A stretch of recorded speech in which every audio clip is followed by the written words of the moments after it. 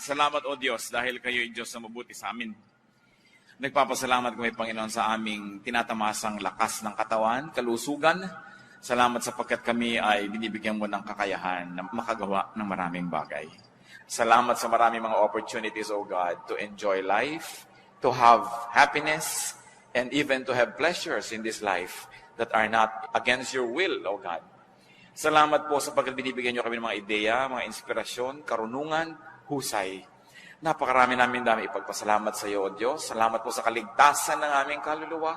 Salamat po sa pag-iingat niyo sa amin laban sa masasamang tao at masasamang espiritu. Pagpalain mo ang bawat salita na nagmumula sa Biblia, Panginoon, na aming pagbubulay-bulayan. Paramihin mo ang hiwaga at kapangyarihan nito sa aming buhay, maging lakas ng aming espiritu at maging ng aming lupang katawan. So, Father, may you give us wisdom to put into practice your wisdom that we will hear. Be the speaker. We are confident that you hear this prayer as we ask in the name of Jesus Christ, our Lord, our Savior, and our friend. Ang buhay po na ito, napakaraming dapat gawin. Napakaraming dapat na tungkulin, na magampanan. Napakaraming dapat na sakripisyong dapat harapin. At marami rin mga kasiyahan na dapat malasap. There is so much to do and enjoy in this life. Therefore, life is meant to be long. At least it should be long enough to do many nice and wonderful and great things. Sabi po sa Psalm 90 verse 10, a normal life is about 70 years. 70 years. At kung tayo do'y pinagpapala ng Diyos, ay nadadagdagan pa yan ng higit sa 70 years. Kaya, sayang naman kung higit na maiksi ang magiging buhay ng isang tao dahil sa kanyang kapabayaan o dahil sa kanyang pagkakamali. At yan po ang nais ating pagbulay-bulayan ngayon. To maximize the beauty of life is to lengthen your life. Pahabain ang buhay na ating tinatamasa. How can you have a long life? How can we lengthen our life? The first and the most important thing to do is to love God. Mahalin ang Diyos. Anong kinalaman nun? Psalm 91 verses 14 to 16, because He loves me, says the Lord, I will rescue Him. I will protect Him, for He acknowledges my name. He will call upon me and I will answer Him. I will be with Him in trouble. I will deliver Him and honor Him. With long life will I satisfy Him and show Him my salvation. So yan daw ang gustong gawin ng Panginoong Diyos sa isang taong nalulugod sa Kanya, nagmamahal sa Kanya at kinalulugdan niya, ililigtas niya mula sa mga panganib at pahahabain niya ang buhay.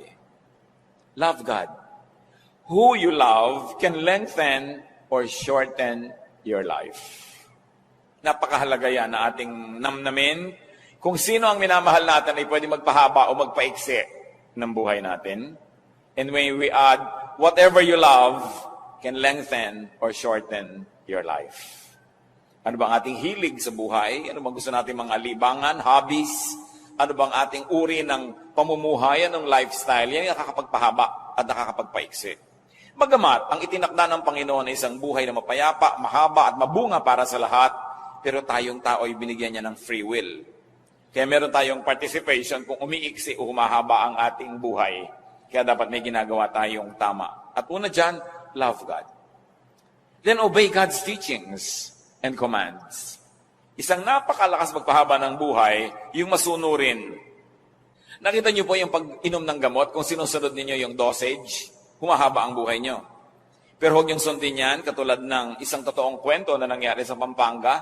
Isang ina, sabi ng doktor, bilhin niyo po ang lahat ng gamot na ito at ipainom niyo lahat sa anak niyo. Kasi alam ng mga doktor, yung habit ng iba ay pag medyo gumaling-galing na, titigilan ng pag-inom ng gamot. Binili nga ng masunuring ina at ipinainom ng lahat, sabay-sabay. Namatay ang bata. Totoong kwento. Hindi sumunod sa instruction ng doktor. Kung tayo susunod sa instruction ng doktor ng mga doktor, sa kanyang ipinagagawa sa atin kung anong dapat ginagawa, kailan, anong hindi dapat ginagawa, hindi hahaba ang ating buhay. Bakit? Siyang nakakakilala ng ating katawan, ng ating espiritu, ng ating emosyon. Kaya pag sinusunod natin siya, parang sumunod kayo sa manufacturer's instruction, how to use a certain product. Kung yung kuryente mali, isinaksak mo sa ibang voltahe, sasabog agad yung gamit, patay na siya, tapos na yung buhay niya. Pagka hindi natin ginawa sa tama, masisira agad. Ganon din ang katawan ng tao. Yung may likha sa atin, ang nakaalam ng higit kung ano ang marapat. Deuteronomy 4:40, keep his decrees and commands, which I am giving you today, so that it may go well with you and your children after you, and that you may live long in the land the Lord your God gives you for all time. So ang pagsunod daw sa kautosan ng Diyos ay nangangahulugan ng pagpapahaba ng buhay ng tao. Kaya pati po ang pagpapahinga, iniutos ng Diyos. 6 days you shall labor and do all your work, and on the 7th day you shall rest. Utos siya ng Panginoon. Yung iba sobrang sipag, hindi na nagpapahinga. Akala nyo natutuwa ang Diyos. No. Dahil pag sobrang sipag at di ka nagpapahinga, you are disobeying God. That's disobedience. Kahit pasabihin mo dahil sa kadakilaan, dahil sa kasipagan, pero alam ng Panginoon ang limit na kayang dalhin ng katawan ng tao sapagkat siya ang lumikha. And God remembers that we are dust. That's why it is important to be obedient. Pag sinasabi ng Diyos na huwag ka na magalit, magpatawad ka. Akala nyo ba pinapalugi tayo ng Diyos pag sinasabing magpatawad ka? Kasi pag hindi ka nagpapatawad, ikaw ang nagdadala ng lahat ng bigat ng mundo, ikaw ang nagagalit, tumataas ang presyo ng iyong dugo, bumibilis ang pintig ng iyong puso, pati ang pulso mo bumibilis, nawawalan ka ng ganang kumain, hindi mabuti para sa iyo. Kaya sabi niya, ipatawad mo na. Paano po kung hindi naman humihingi ng tawad? Di lalo namang dapat mong patawarin dahil alam ka namang dahil hindi siya humihingi, ikaw ito nalugi. Kailangan magkusa ka na.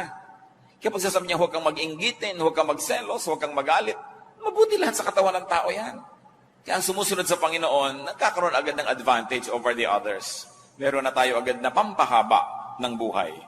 God's words, ang salita ng Panginoon ay manual. It's a manual to life. It's a manual in life. And it's important to respect the wishes and the design of God, our Maker. How to have a long life? Please God. With what you ask for. Katulad ni Solomon. Sabi ng Panginoong Diyos, o sige, gagawin kitang hari, kahit anong hilingin mo, ibibigay ko sa iyo para magkaroon ka ng lakas para maging hari. Ano ba yun? 1 Kings 3:11-14. So God said to Solomon, since you have asked for this, and not for long life or wealth for yourself, nor have asked for the death of your enemies, but for discernment in administering justice, I will do what you have asked. I will give you a wise and discerning heart, so that there will never have been anyone like you, nor will there ever be.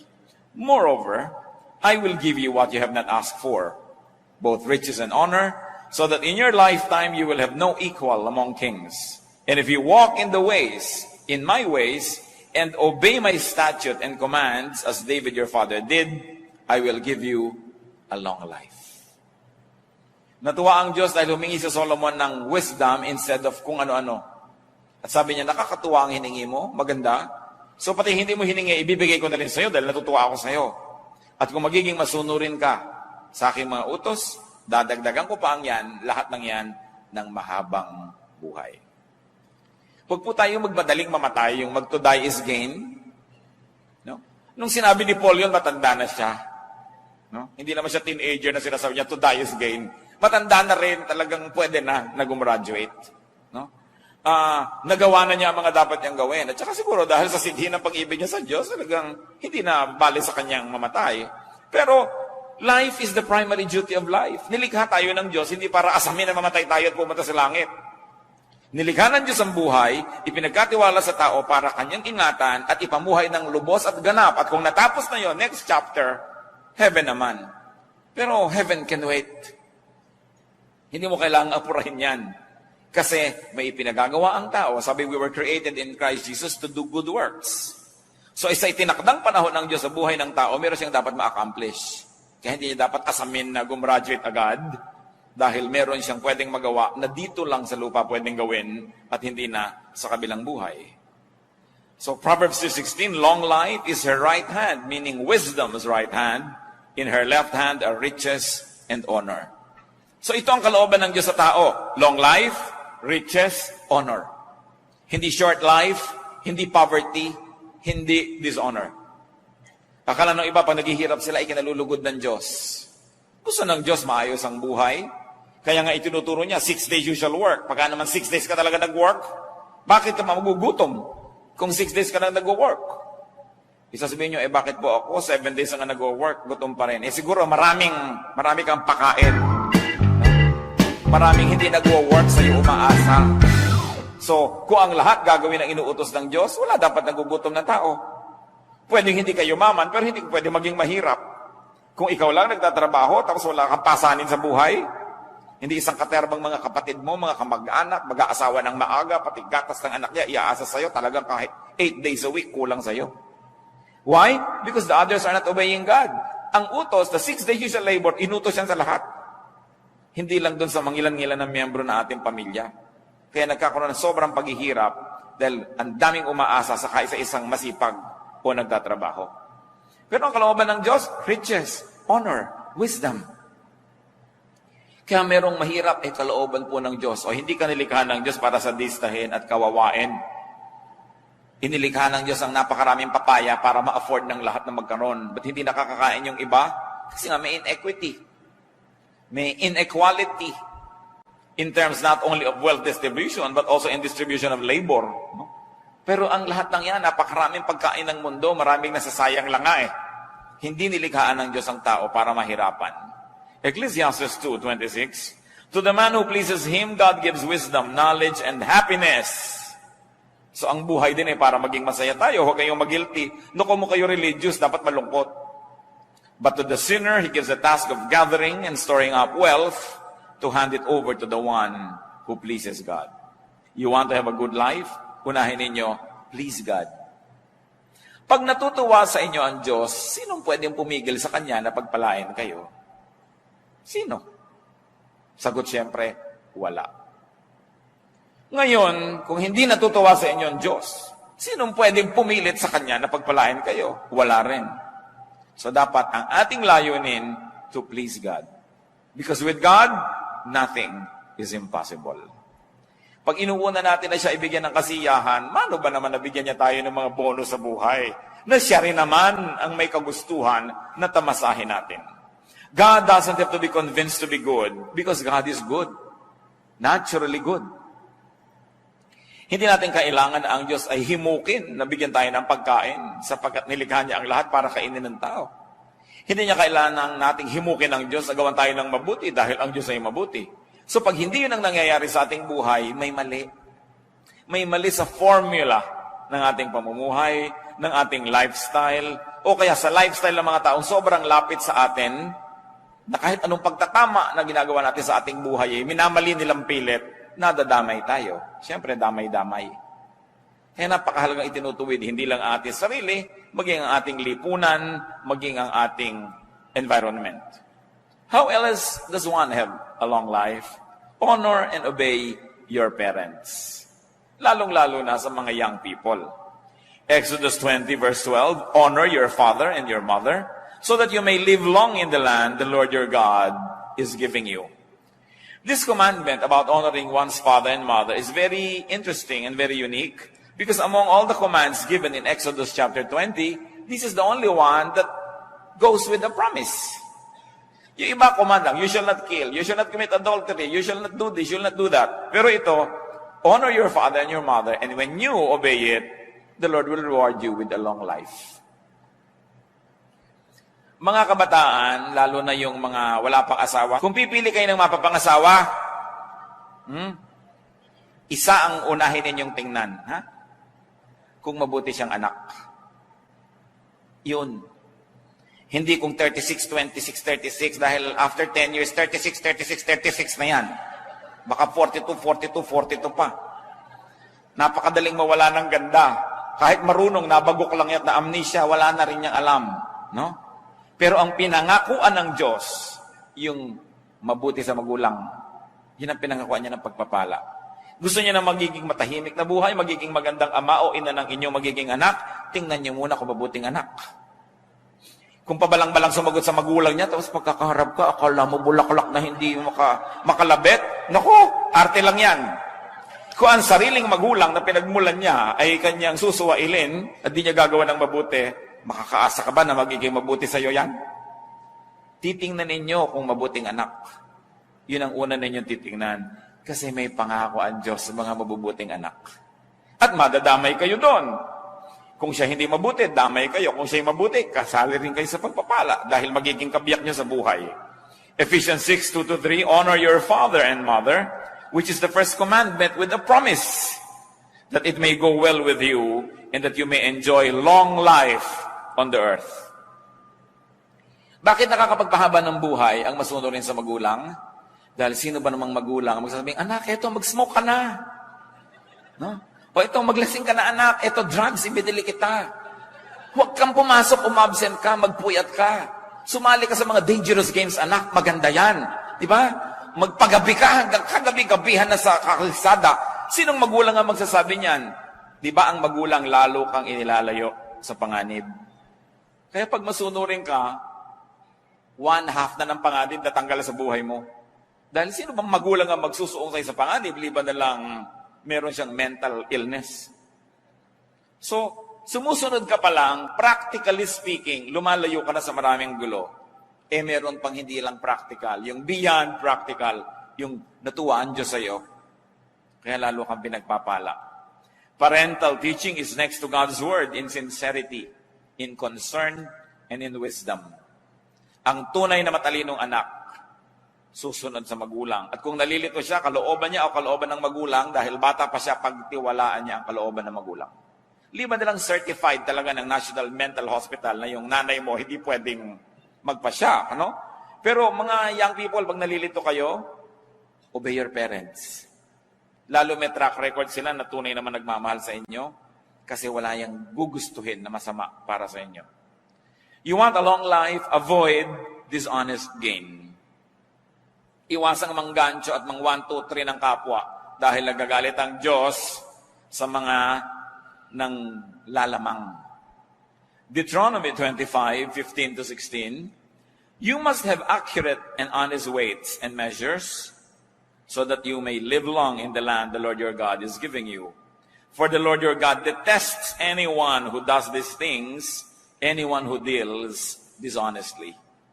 So ang unang ipinapakita ditong halimbawa, yung mga nagtitinda sa palengke, o kaya ay namimili ng mga produkto na kailangan timbangin o sukatin, sabi, gusto nyo humaba ang buhay nyo, kailangan patas ang inyong mga timbangan, hindi may mga daya, no? Ang inyong mga pagsukat, tama, sapagkat makadaya man kayo ng tao, hindi nyo naman kayang dayain ng Diyos na nakamata sa lahat ng transaksyon. Sabi niya, binibigyan niya na mahabang buhay yung nakakalugdan niya. Gusto niyong humaba ang buhay niyo, huwag kayong mandaya ng kapwa.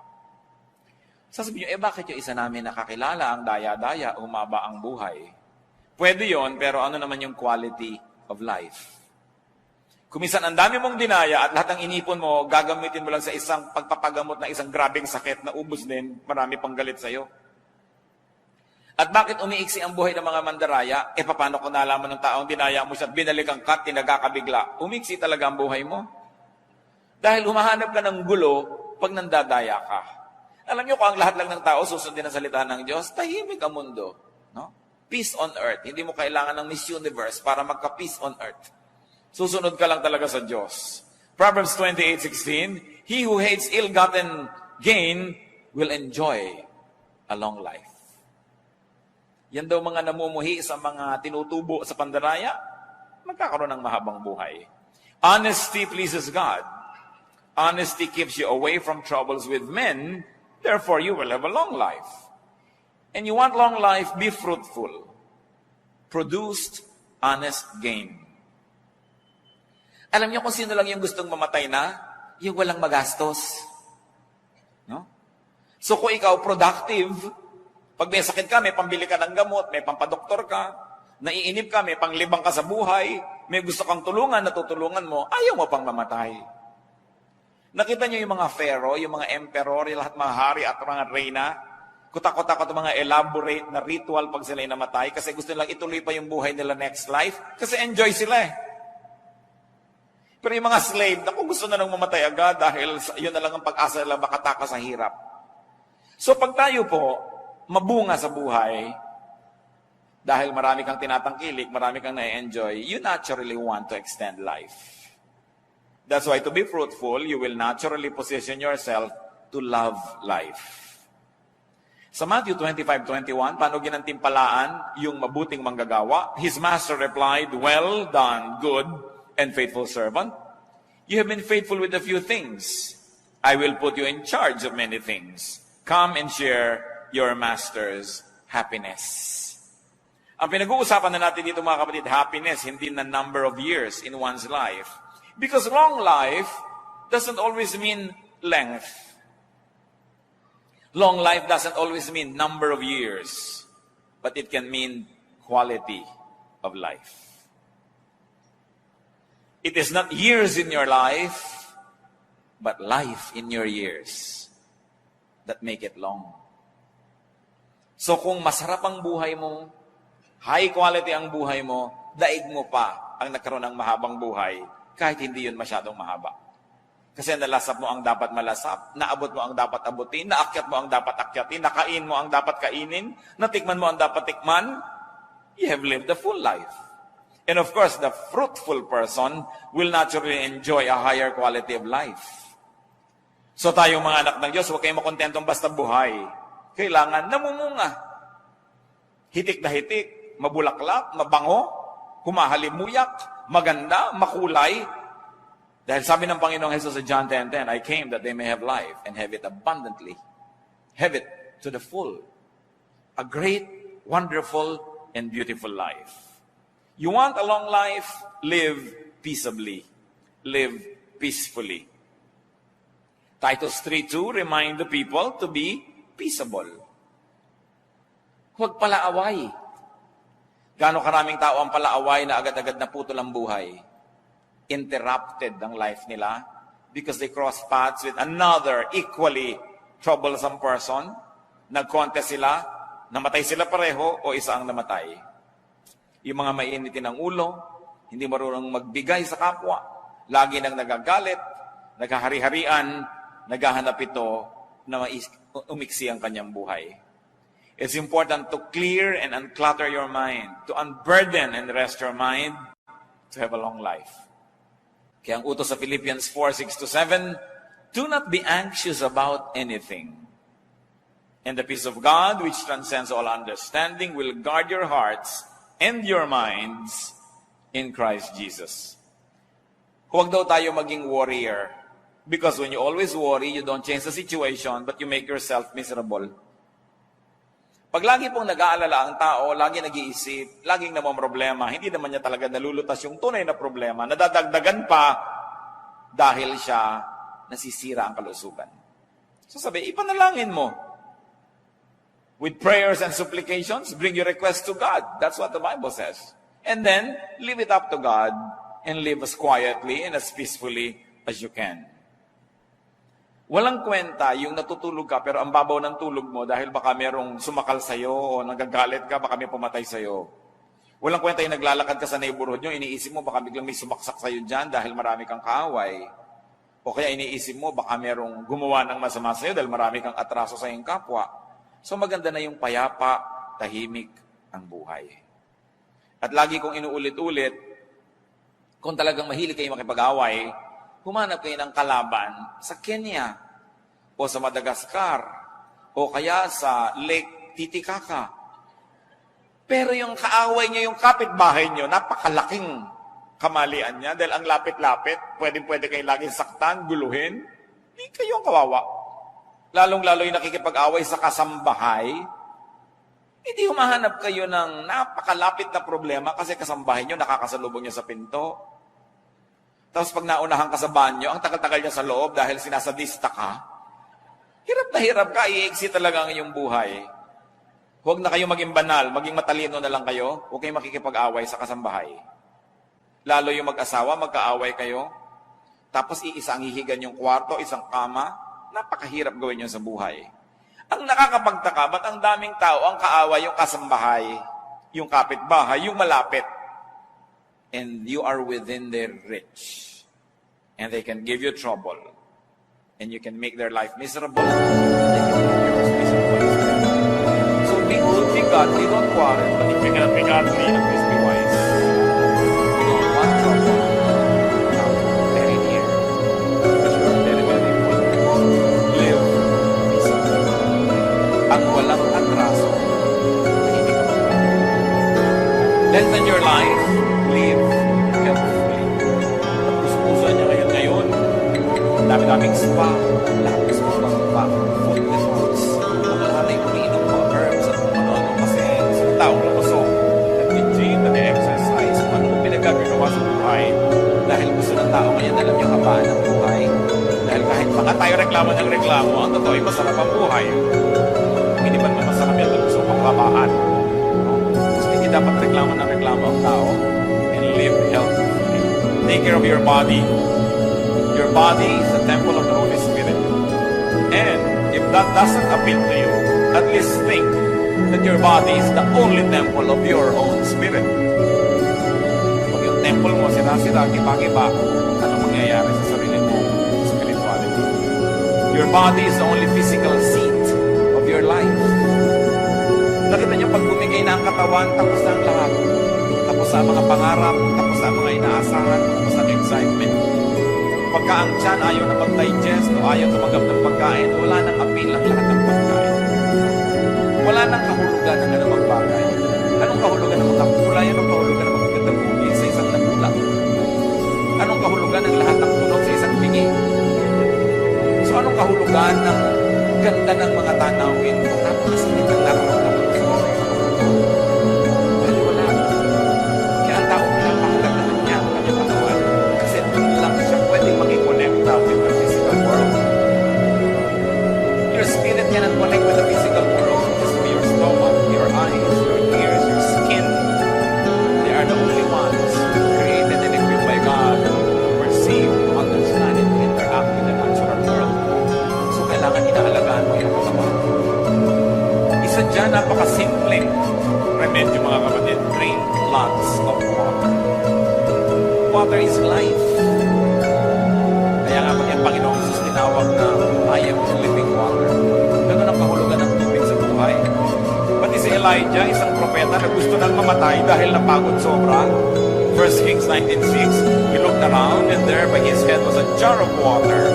He drank. And you know what happened after he slept? He became strong again. He got revived. Napakahalaga ng tubig. And most people, at least 85% of people are dehydrated. We don't drink enough water. Ang dami nating ipinapawis, ang dami nating ina-excrete ng mga liquids. Very few people really drink enough water. Si Daniel, no, ang kanyang mga kaibigan na Shadrach, Meshach, and Abednego, sila yung mga royal boys sa Judah, sa Israel, pero nung sila yung naging mga bihag sa kaharian ni Nebuchadnezzar, pinapakain sila ng king's food, pinapainom ng king's wine, they refused. Sila ayaw namin kumain ng mga matatapa na pagkain na yan, mga masasarap na pagkain ng hari at kuminom na kanyang mga alak. Pakainin niyo lang kami ng gulay, painamin kami ng tubig. Sabi nung nagbabantay sa kanila, dahil mga prinsipe naman sila, mahalaga rin sila. Mapapahamak ako pagka nakita kayo ng hina. Pakainin niyo lang kami ng gulay at painumin ng tubig 10 days, then test our strength. Pagka hindi nyo kami nakitang malakas, edi sige, kakainin na namin pinapakain nyo. At sinubok nga yun at nakita sila higit na malakas. Kaya doon sa kumakain ng karami-raming rich foods and rich drinks. Daniel 1:12, please test your servant for 10 days. Give us nothing but vegetables to eat and water to drink. At hindi sila nalugi. Napakahalaga na umiinom ang tao ng tama. Many drinks are time-released poison. Sa mga hapagkainan, nakikita mo kung minsan kung ano pinapainom ng host, hindi mabuti sa tao. Although masarap sa bibig, masarap ang lasa. Masarap hanggang dito lang sa dila. Paglampas sa lalamunan, laso na. Kaya kailangan sinusuri ng tao at inuuri kung ano ang kanyang pinag-iinom sa buhay. Yung mga tubig na kinulayan ng mga madidilim na kulay, nilagyan ng isang katerbang asukal, ang mahal-mahal pa. Nakakabuti ba yan sa tao? Eat lots of clean vegetables, but drinks lots of water. So eat lots of vegetables and green leaves. Ganyan ang nakita natin halimbawa sa Biblia eh. Ang Panginoong Diyos, nung nilikha niya si Adan at si Eva, at tinuruan niya ng kung anong pwedeng kainin, anong sabi niya? All the fruits here you may eat. Right? Except one. So ang tunay na original na kagustuhan ng Diyos sa kainin ng tao, bungang kahoy. Hindi sinabing, yung ahas, kainin ninyo, yung ibon, kainin ninyo. Hindi, Later lang nangyari yon. Pero yung unang-unang sinabi ng Diyos, ito, you are free to eat any of the fruits. Ibig sabihin, it comes from the plant kingdom, yung food ng tao, not from the animal kingdom. Noon lamang ang tao ay bumagsak na nagkasala, yun yung naisipang unang kainin, no? Yung mga kung ano-ano. Daniel 1:15-16, at the end of 10 days, they looked healthier and better nourished than any of the young men who ate the royal food. So the guard took away their choice food and the wine they were to drink and gave them vegetables instead. Ang sarap-sarap sigurong maging mahilig ka sa gulay. No? I was talking to one Chinese health practitioner. Sabi niya, you want a healthy life? Sabi niya ganon. 1:4.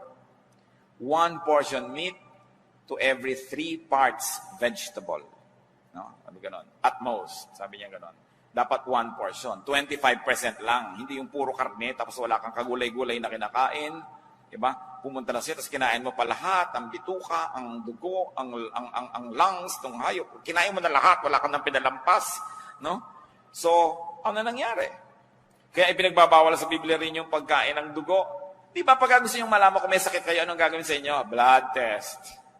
Kasi nasa dugo yung sakit. Tapos kayo kakainin mo. No?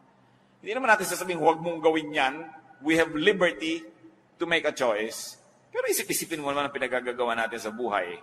Ezekiel 47:12, fruit trees of all kinds will grow on both banks of the river. Their leaves will not wither, nor will their fruit fail. Their fruit will serve for food, and their leaves for healing. Nakita niyo yung itinasabi na mangyayari na bagong buhay, bagong mundo, bagong paraiso ng tao. Sabi ko na, ang kakainin muli, prutas. Paano ka magkakaibiganin ng cobra kung gusto mo siyang iihaw? No? Paano ka naman magiging kaibigan ng mga hayop kung gusto mo siyang gawing pork chop? No? So, hindi magiging tahimik ang buhay mo. So, sabi niya, leaves for healing. So, nasa dahon ang mga pagpapagaling sa tao. You want to be literal? Think herbal. No?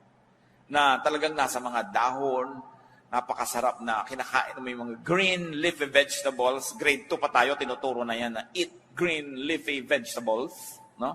Pero yung bang ginagawa natin sa buhay? And when you have to fast correctly.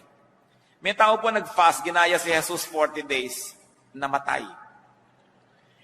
Sa Diyos ko, bakit po ako namatay? Ba't mo ginagaya si Jesus? Jesus ka ba? Diba? Hindi ka naman pinag-fast ng 40 days. Di papako ka na rin, gayahin mo na siya ng lubos. No? So, sabi sa Matthew 6:16-18, when you fast, do not look somber as the hypocrites do. Put oil on your head and wash your face, so that it will not be obvious to men that you are fasting. In other words, there's a correct way to fast. And there's an incorrect way. So kung talagang convinced ka na magpa-fast, at least get medical advice. Kakayanin ba ng katawan mo yan? Makakabuti ba? Kasi up to a point, it's really good to fast because your body uses your stored energy.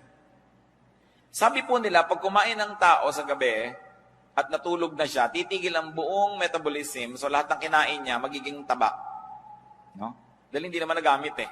Kaya yung iba gusto nila talaga, no eating after 6. Kasi sabi nila, it takes 3 hours to fully digest food. So pagkakain mo, dapat 3 hours ka pang gising bago ka matulog. Pero kung matutulog ka na mamaya, kumain ka pa sa katerba, magiging taba lang yun. Hindi mo magagamit. Yung after 6. Yung iba naman, ang dieta nila, after 6 courses.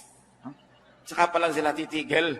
Kaya talagang hindi natabla-tabla ng anumang dieta. But correct timing, correct bodily condition, motive and technique will also be good if one fasted. Pero dapat tama pati yung motivation. Hindi lang para ipagyabang mo nag-fast ka o dahil lahat may magpa-fast, sasali ka. Dapat may personal conviction. Hindi lang nakikiuso. Take your medication. Yung iba kung naging Christian, ayaw nang uminom ng gamot. Hindi, pagagalingin ako ng Diyos. Well, pwede kang pagalingin sa himala. Hindi naman talaga imposible yon. Pero pwede ka lalong pagalingin kung uminom ka ng gamot mo. Lalo't tama yung gamot mo at tama naman yung prescription. Si Timothy nga anong payo ni Paul?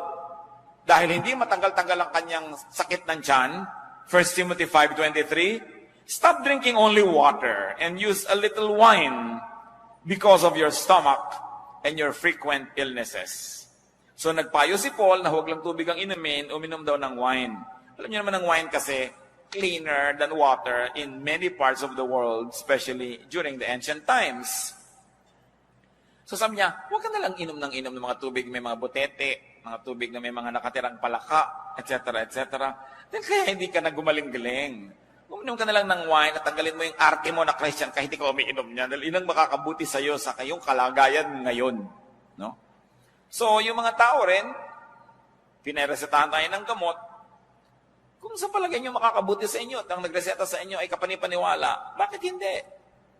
Bakit yung papaghihimalain ng Diyos samantalang pag ininom niya yung gamot, gagaling na kayo? Di mas madali, di ba? So, do what is easier. Use plants for medication, by the way. Isaiah 38:21, Isaiah had said, prepare a poultice of figs and apply it to the boil and he will recover. So sabi ko noon, pag samasamahin ninyo yung mga dahon-dahon, mga halaman, at pagkatapos ay durug-durugin ninyo at itapal ninyo sa inyong mga may kikekwek para kayo gumaling. So huwag niyong nilalait-lait yung mga damo-damo, mga herbs, kasi maging yung si Isaiah, ayan, herbularyo. Huwag lang may mga bulong-bulong, no? Yung mga leaves and roots. Kasi inilagay na ng Diyos sa halaman lahat ng kailangan nating nutrient, lahat ng kailangan nating gamot, lahat ng kailangan nating katawan. Kumisa nga, hindi mo na kailangan yung mga artificial western medicines, no? Kung alam mo lang ang herb na yung dapat gamitin. Pero anong ginagawa ng marami? Nilalait-lait nila yung traditional herbal science ng kanilang lahi. Then they abandon all of these natural healing elements at ang gusto nila puro Western medicine. Well, Western medicine works. But up to a point, because of the specialist orientation ng Western medicine, kung ginagamot ko ang iyong puso, tatambakan kita ng kung ano-anong gamot at wala akong pakialam kung nagka-problema ang kidney mo. Di ba? Kasi puso mo ang pinapagaling ko. Kasi sa Western medicine, kapra-kapraso, bahagi, hindi sila holistic, no? Hindi katulad ng Eastern medicine, even Philippine, Chinese, traditional Asian medicine, buong katawan ng tao kasama sa piniisip, hindi lang yung parte-parte. Kaya ang masama ko minsan, pag sobra kang dependent sa Western medicine, gumaling nga yung original sakit mo, pero may komplikasyon sa ibang bahagi. No? Kasi, para kang may ipis sa noo, binaril yung ipis, patay ang ipis, butas ang noo mo.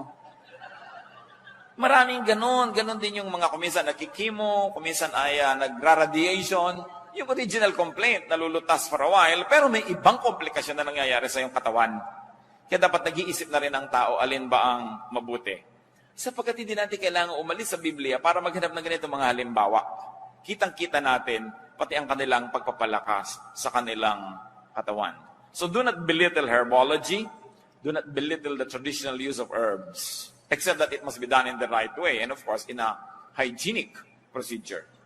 Live healthfully, have enough rest and sleep. Tulad po ng binanggit natin kanina. May hangganan ang kaya ng katawan ng tao.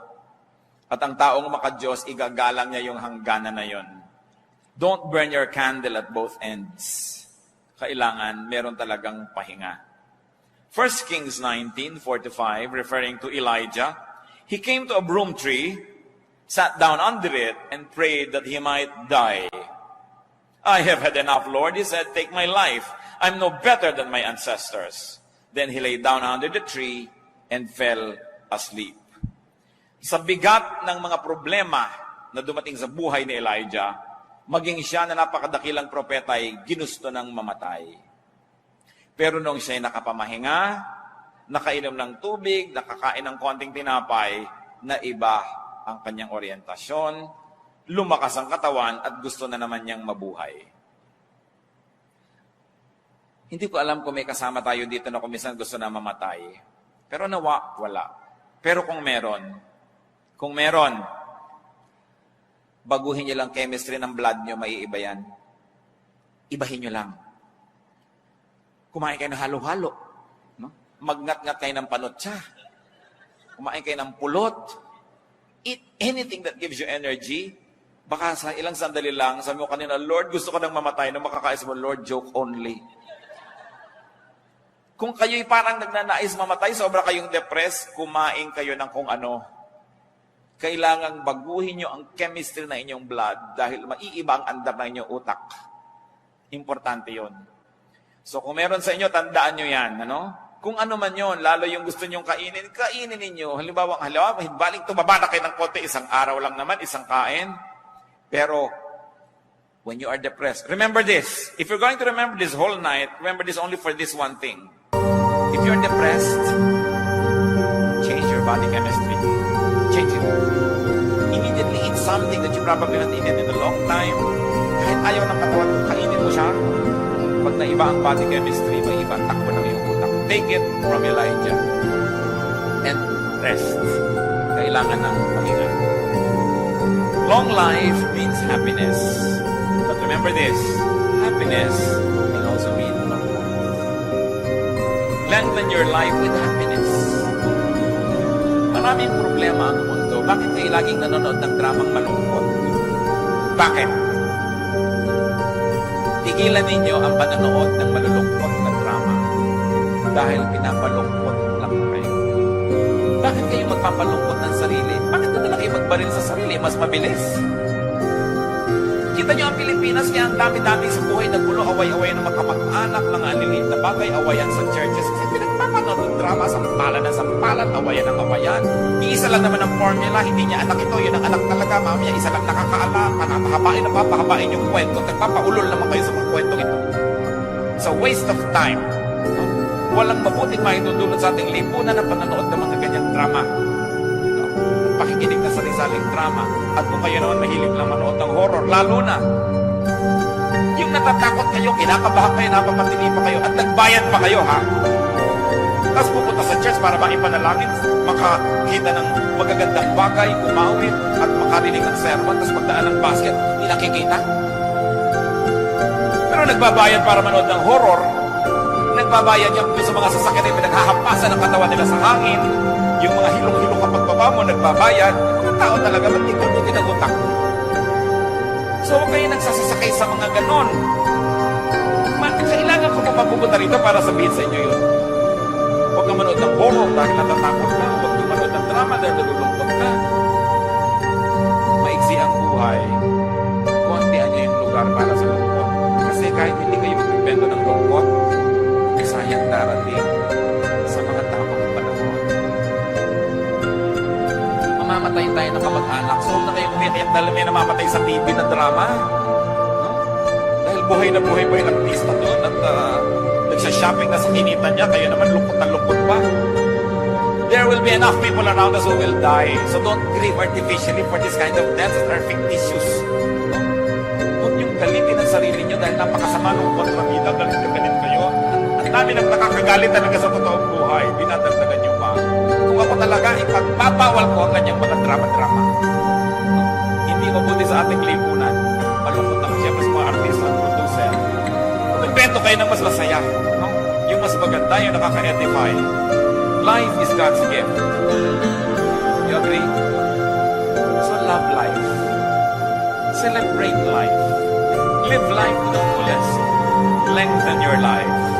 And if I may end in this, brothers and sisters, help other people lengthen their own lives. Huwag niyong paiksiin ang buhay ng inyong kapwa dahil ito-torture niyo. Payagan niyo rin silang sumaya. Bigyan niyo rin sila ng lugar. Huwag niyo silang dominahin. Huwag niyong diktahan. Digi-digisa lang tayo ng buhay. Hindi ko mo kayo ang may pera, pero may kapangyarihan. Didiktahan niyo ang inyong kapwa. Kasi siya man, isa lang ang buhay niya. Live your life the best way you can and let others live theirs. Aming Diyos, salamat sa mga paalala niyo na ang buhay ay masaya, maganda, mabuti. And life has enough sorrows, enough troubles, enough problems that we should not